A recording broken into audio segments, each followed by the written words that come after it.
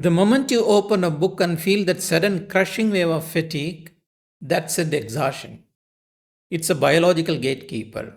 You are not lazy, you are simply caught in a crossfire between the limbic system and the prefrontal cortex. If you have ever asked me, how do I break this resistance?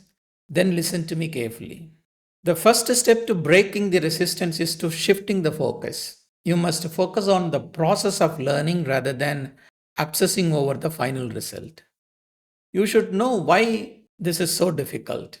It's because we are biologically wired for instant pleasure rather than delayed results. Our limbic system wants the hit of satisfaction right now.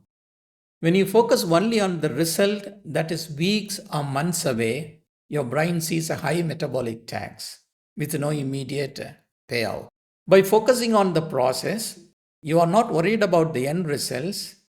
In fact, this reduces anxiety. Focusing on the process and learning something in a relaxed manner will help you acquire deep knowledge, and your brain will also easily integrate the newer knowledge with the existing knowledge. This is because you are not forcing the brain with a marathon session of learning.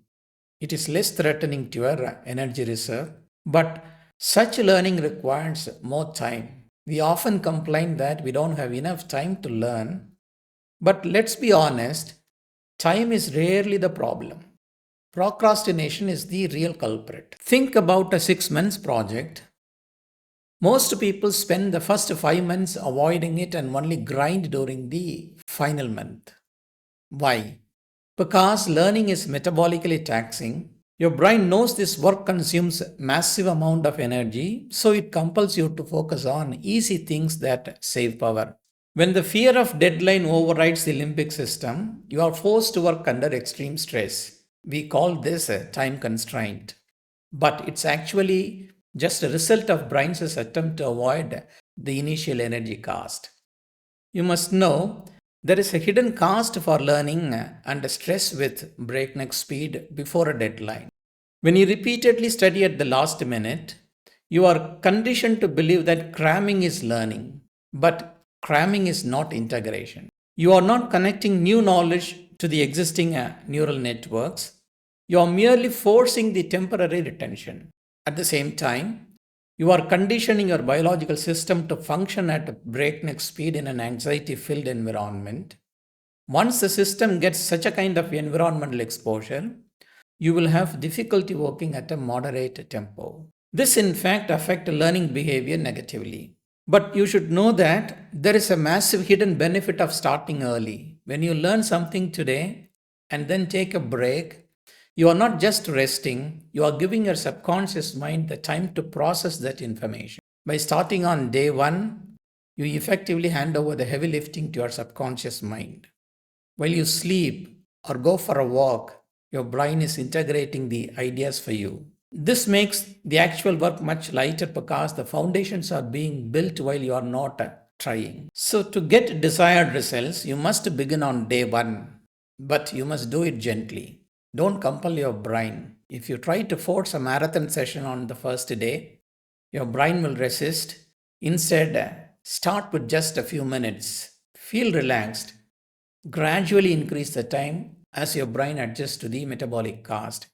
Give the brain a clear boundary. Spend your first month creating a clear design for your work. The brain dislikes ambiguity because it's energy expensive to figure out what to do.